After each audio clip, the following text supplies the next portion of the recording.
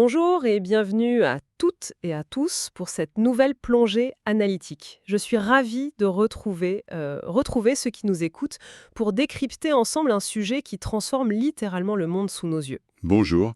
Et oui, c'est un bouleversement d'une ampleur vraiment historique que nous allons aborder aujourd'hui. Aujourd'hui, notre expérience d'écoute nous emmène sur un terrain à la fois fascinant et, pour être tout à fait franc, assez terrifiant. On va parler de la façon dont la technologie grand public, celle qu'on a tous chez nous en fait, a radicalement redessiné les règles du champ de bataille moderne. Tout à fait. Pour cette analyse, nous nous appuyons sur un article extrêmement détaillé publié par Block News qui s'intitule La guerre des drones. C'est un document fascinant qui illustre un basculement total. C'est exactement ça.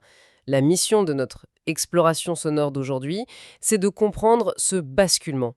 Parce que pendant près d'un siècle, la suprématie aérienne, c'était le privilège exclusif et intouchable des grandes puissances mondiales. Des nations très riches, oui. Voilà, on parle d'avions de chasse furtifs, de bombardiers ultra sophistiqués, bref, des machines incroyables qui coûtent plusieurs dizaines de millions d'euros pièce.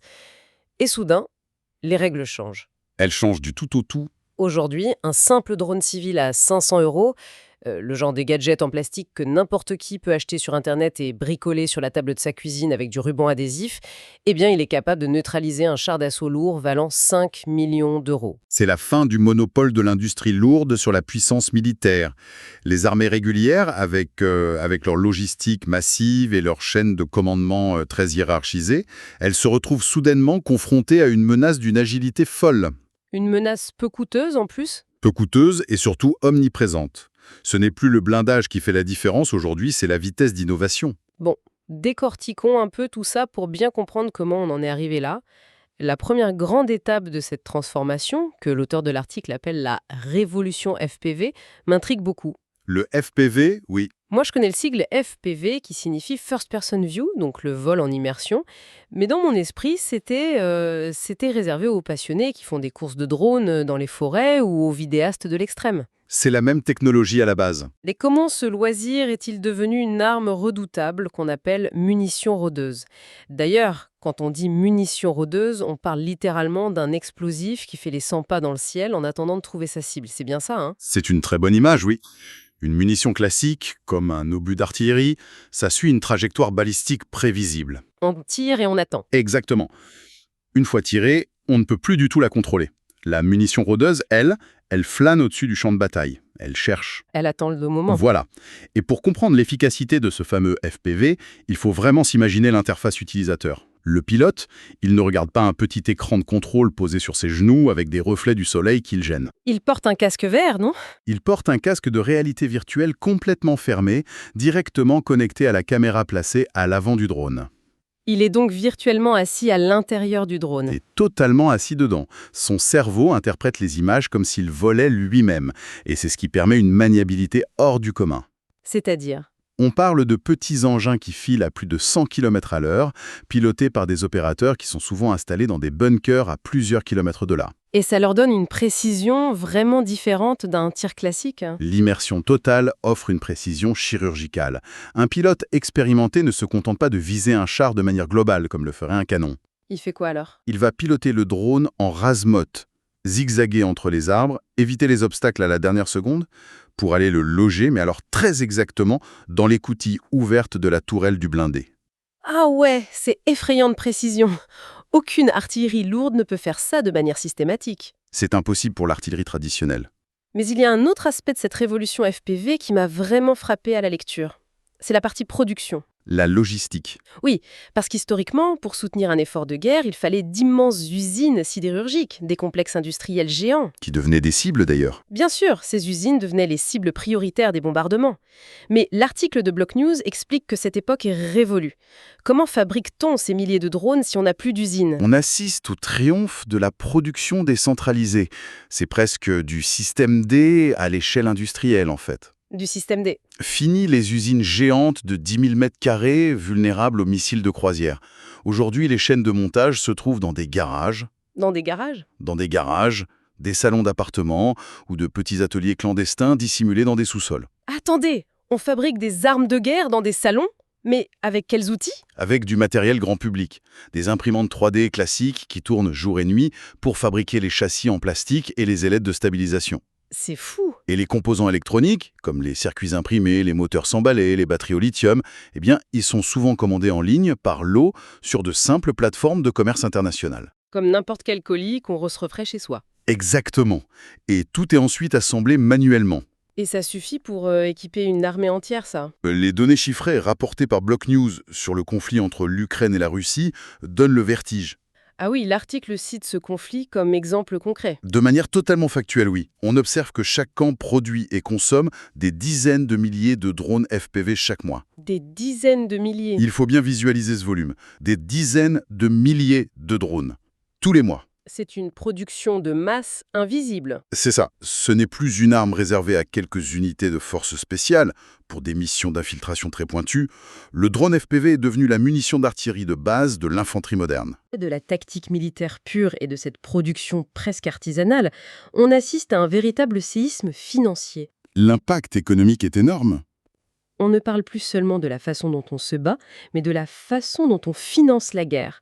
L'article insiste énormément sur ce concept d'économie de la symétrie. C'est le cœur du problème pour les armées régulières. Concrètement, si on reprend l'exemple du char et du drone, les chiffres sont aberrants. C'est un cauchemar logistique et comptable pour les états-majors traditionnels. Expliquez-nous pourquoi. Prenez un char de combat lourd moderne. C'est un monstre de technologie. Il y a des blindages composites secrets, des conduites de tir informatisées, des capteurs infrarouges. Et ça coûte combien, un monstre pareil? En moyenne, on estime le coût de ces véhicules à 5 millions d'euros l'unité, et parfois beaucoup plus selon les modèles. D'accord, 5 millions. Et en face, le petit drone kamikaze en plastique, imprimé en 3D, avec sa charge explosive rudimentaire attachée avec du ruban adhésif ou des colliers de serrage, il coûte environ 500 euros. Ce qui nous donne un ratio de 1 pour 10 000. 1 pour 10 000, oui. C'est comme utiliser une Ferrari pour essayer de bloquer la route à un vélo en le percutant de plein fouet. Oui, le vélo est cassé, la menace est neutralisée, mais financièrement parlant, on marche sur la tête. C'est un suicide économique absolu. Le ratio de 1 pour 10 000 rend l'arme traditionnelle financièrement obsolète, tout simplement. C'est intenable sur la durée. Et l'article montre que cette asymétrie ne s'applique pas qu'aux véhicules terrestres. C'est encore plus flagrant dans les airs. Avec la défense antiaérienne, Prenons les systèmes de défense antiaérienne classiques.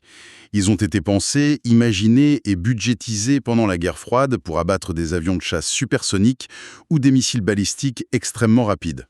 du très lourd donc. Le coût d'un seul missile d'interception, comme un missile Patriot par exemple, ça tourne autour de 2 millions d'euros le tir. 2 millions d'euros pour appuyer une fois sur la gâchette. Pour un seul tir. Et face à ça, on n'a plus des avions de chasse à 50 millions, mais des drones de longue portée. L'article mentionne les engins de type Shahed 136, c'est ça? C'est ça? De quoi s'agit-il exactement et combien ça coûte? Ce sont des drones d'attaque très bruyants, qu'on compare d'ailleurs souvent à des mobylettes volantes, tellement leur moteur est basique, et ils volent à basse altitude sur des centaines de kilomètres. Et leur prix? Leur coût de fabrication est évalué à environ 20 000 euros pièce. 20 000 euros contre un missile à 2 millions. Donc, quand une armée détecte un essaim de ces drones se dirigeant vers une centrale électrique, par exemple, elle est obligée de tirer ses missiles patriotes à 2 millions d'euros pour les intercepter. Pour protéger l'infrastructure. Voilà, et le ratio passe ici de 1%. 2 millions dépensés pour détruire 20 000 euros de matériel adverse. Mais c'est insoutenable, hein. À ce rythme-là, on n'a même plus besoin de vaincre l'armée ennemie. Sur le terrain, il suffit de la ruiner en l'obligeant à se défendre. Ce qui est fascinant ici, c'est précisément l'implication stratégique de ce ratio. L'épuisement des ressources. Exactement. Abattre le drone est une victoire tactique immédiate, car la centrale électrique est sauvée aujourd'hui. Mais c'est une défaite stratégique certaine à moyen terme. Parce qu'on vide les caisses. L'attaquant force le défenseur à épuiser ses stocks de missiles sophistiqués. Des missiles qui demandent des années à être fabriqués dans des usines spécialisées. Ah oui, on ne les remplace pas en allant sur Internet. Non. En envoyant des vagues incessantes de drones bon marché, on provoque purement et simplement la faillite de budget de la défense adverse.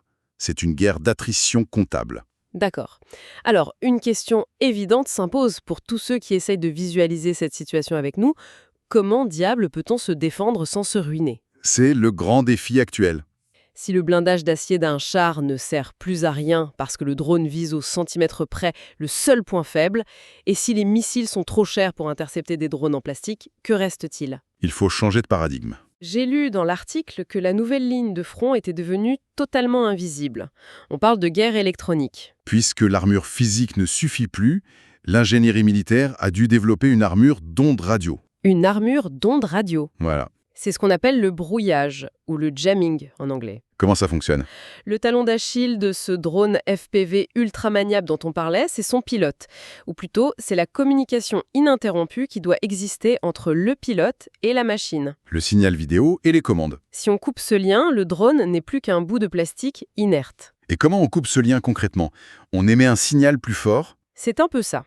Imaginez que vous discutez tranquillement avec quelqu'un dans une pièce. D'accord. Soudain, quelqu'un d'autre entre avec d'immenses enceintes de concert et diffuse du bruit blanc à un volume assourdissant. Vous ne vous entendez plus. La communication est rompue. Le brouillage électromagnétique fonctionne exactement comme ça, mais sur des fréquences radio et vidéo utilisées par les drones. Et comment les armées déploient ce bruit blanc électromagnétique? Ils déploient d'énormes antennes sur des camions, ou alors de petits brouilleurs portatifs de la taille d'un sac à dos pour les fantassins. Des sacs à dos qui créent une bulle de protection? Ils saturent l'espace de bruit électromagnétique. Et là, le pilote perd le retour vidéo, son casque VR affiche de la neige statique, et le drone perd son signal GPS. Et sans ce signal, que fait le drone? Il tombe simplement comme une pierre? Souvent oui, il tombe.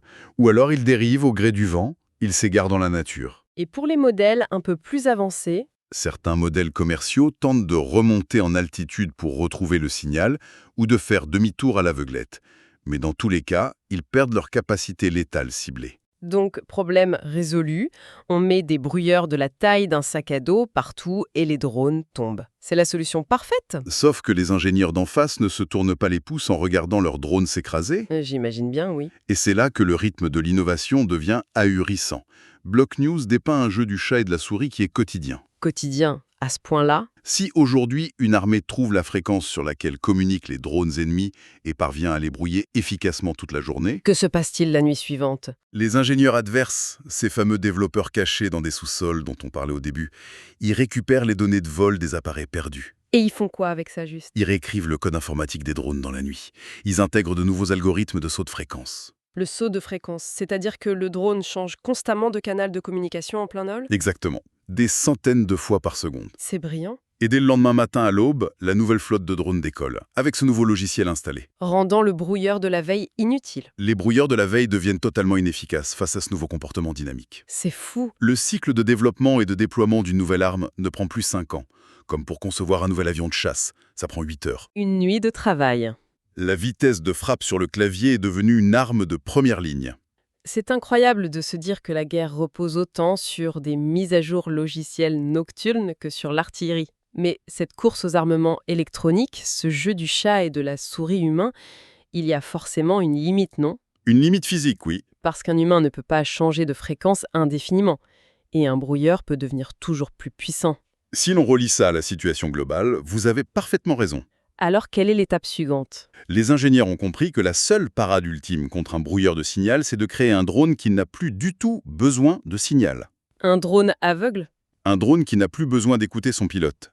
Et c'est là que l'intelligence artificielle embarquée fait son entrée fracassante. Voilà qui nous amène à un terme très spécifique mentionné dans la source et qui, je l'avoue, m'a donné des sueurs froides.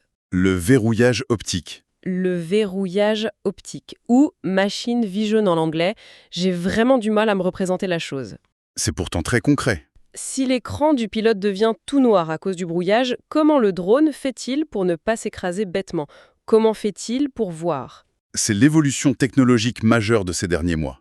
Imaginez à nouveau la scène d'attaque. Le pilote en dans son bunker? Le pilote FPV fonce vers un blindé. Il est à 500 mètres de l'objectif et soudain, il entre dans la bulle électromagnétique invisible du brouilleur ennemi. Plus d'image, l'écran est noir. Avant, c'était l'échec de la mission. Le drone tombait. Mais aujourd'hui, Aujourd'hui, grâce au verrouillage optique, le drone est équipé d'une petite puce d'intelligence artificielle. C'est très similaire à ce qui permet à nos smartphones de reconnaître des visages sur des photos. donc le drone analyse l'image de sa propre caméra, Au moment exact où le signal radio est coupé avec le pilote, l'IA prend le relais. sans aucune intervention humaine. Sans aucune. Le pilote a disparu de l'équation. Et la machine fait quoi? L'algorithme analyse l'image captée par la caméra en temps réel. Il identifie la silhouette du char au milieu des arbres, de la fumée, des débris. Il reconnaît la forme. Il dessine virtuellement un carré rouge autour de la cible. Il calcule la trajectoire, la vitesse, le vent, et il plonge sur l'objectif de manière totalement autonome. Et le brouilleur adverse? Le brouilleur adverse hurle ses ondes dans le vide, parce que le drone est devenu sourd volontairement. Il se contente de voir et d'agir seul dans les dernières secondes de son vol. C'est un robot tueur autonome dans la phase terminale, en fait. C'est déjà hyper difficile à appréhender, mais l'article de Block News va encore plus loin. Oui, l'étape d'après. Il nous projette sur les essaims de drones, ou swarms en anglais. On passe d'un drone intelligent tout seul à, une intelligence collective, comme un essaim de guêpes? C'est l'analogie parfaite. Le concept de l'essaim modifie radicalement le rôle du soldat humain. Il ne pilote plus du tout. Au lieu de piloter un drone en zigzagant avec un casque VR, l'opérateur observe une carte sur une simple tablette tactile.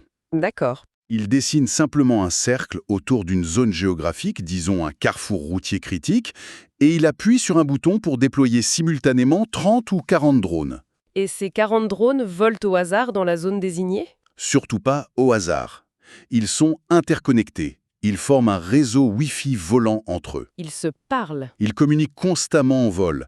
Ils analysent le terrain grâce à leur vision artificielle et se répartissent le travail de manière purement mathématique. S'organiser tout seul. Si le drone A repère un camion, il prévient les autres drones.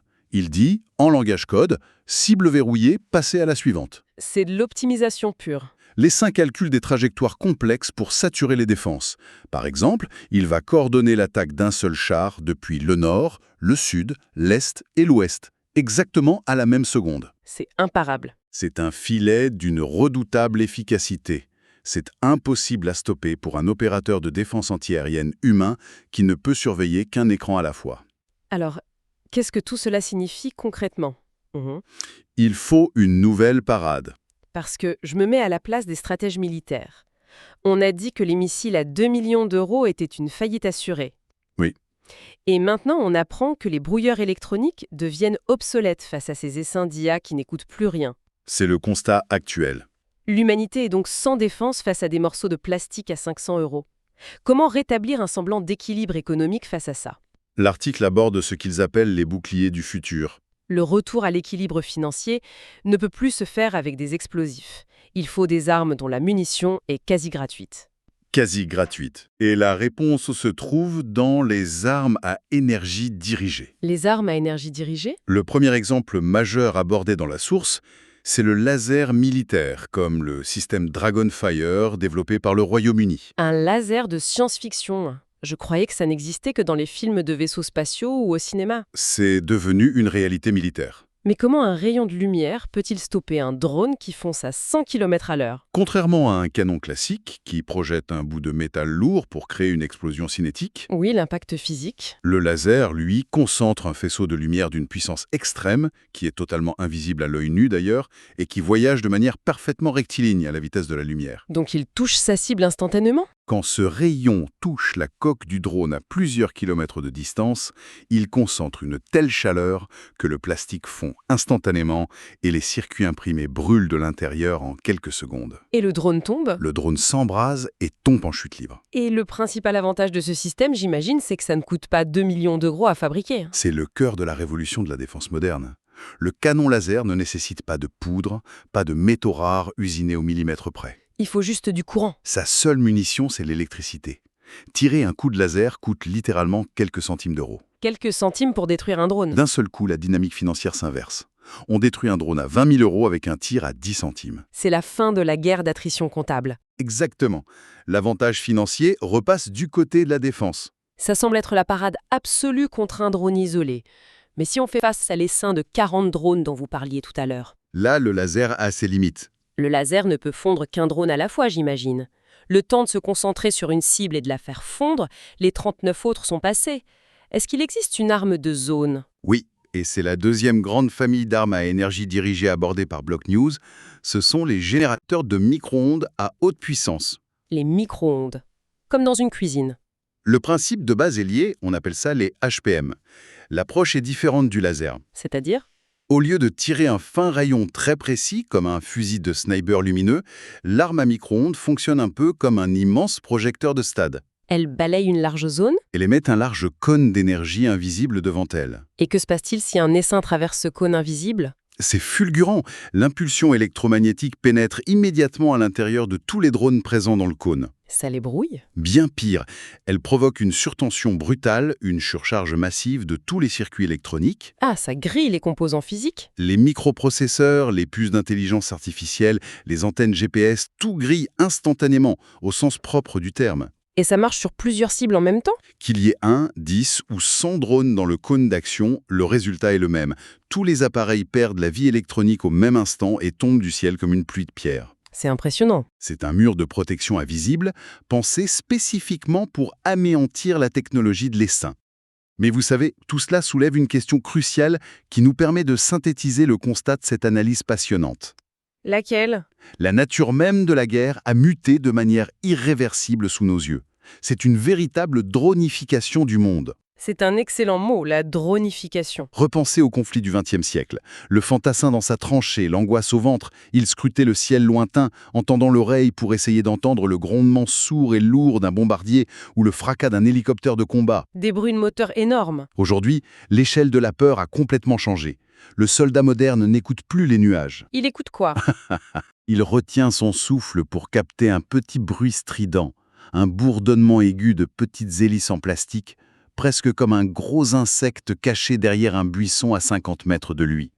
La menace est de proximité. La mort ne tombe plus de la stratosphère, elle slalome au coin de la rue. C'est une image terrifiante, mais incroyablement parlante. Et c'est ce qui redéfinit totalement la notion même de puissance nationale. Complètement. Si on résume ce que nous avons vu aujourd'hui, au siècle dernier, pour savoir si un pays était puissant, on comptait ses porte-avions en acier, on mesurait l'épaisseur du blindage de ses chars et on pesait son tonnage d'explosifs industriels. L'ère industrielle classique. Aujourd'hui, selon la conclusion très claire des sources de notre exploration, cette puissance repose sur des critères totalement immatériels et civils. Le logiciel et l'approvisionnement. Un pays puissant en 2026, c'est un pays dont les ingénieurs logiciels sont capables d'écrire, de débugger et de déployer un nouveau code informatique en quelques heures au milieu de la nuit. La réactivité intellectuelle. C'est un pays qui possède une chaîne d'approvisionnement résiliente en microprocesseurs commerciaux, en batteries au lithium et en bobines de plastique pour imprimantes 3D. Le talent d'un développeur derrière son écran d'ordinateur est devenu un rempart aussi crucial que le courage d'un régiment blindé. C'est le grand enseignement de ce dossier. Et pour clore cette longue analyse, j'aimerais partager avec notre audience une réflexion qui n'est pas posée explicitement de cette manière dans l'article, mais qui découle fatalement de tout ce que nous venons d'explorer ensemble. Je vous écoute. Pensez à cette escalade technologique folle, au brouillage qui force les drones à utiliser l'intelligence artificielle pour se débrouiller seuls dans le chaos fumant des 500 derniers mètres. La question vertigineuse qui se pose est celle de la responsabilité. La responsabilité de la frappe. Si la machine se trompe de cible, si l'algorithme d'identification visuelle, seul et sous pression, verrouille une ambulance civile ou un bus scolaire au lieu du char d'assaut ennemi et frappe de manière autonome. Qui est le coupable? Qui doit répondre de ce crime de guerre? Est-ce le soldat, à des kilomètres de là, qui a appuyé sur le bouton de décollage initial, mais qui avait perdu le contrôle du drone depuis longtemps? Ça pose un vrai problème juridique. Est-ce le jeune ingénieur civil qui a compilé et mis à jour le code de reconnaissance visuelle la nuit précédente depuis le canapé de son appartement? Ou l'algorithme lui-même? Ou bien est-ce la machine elle-même, l'algorithme, qui porte la culpabilité de ce choix tragique? C'est peut-être là le plus grand défi de cette technologie, avoir créé une arme plus rapide que l'éthique humaine. C'est une réflexion profonde pour conclure cette analyse. Un immense merci à toutes celles et ceux qui ont suivi avec attention cette plongée sonore approfondie. Nous espérons vous avoir aidé à mieux décrypter ce monde en pleine mutation. Gardez votre esprit critique aiguisé face aux avancées technologiques et nous vous donnons rendez-vous très bientôt pour une nouvelle exploration.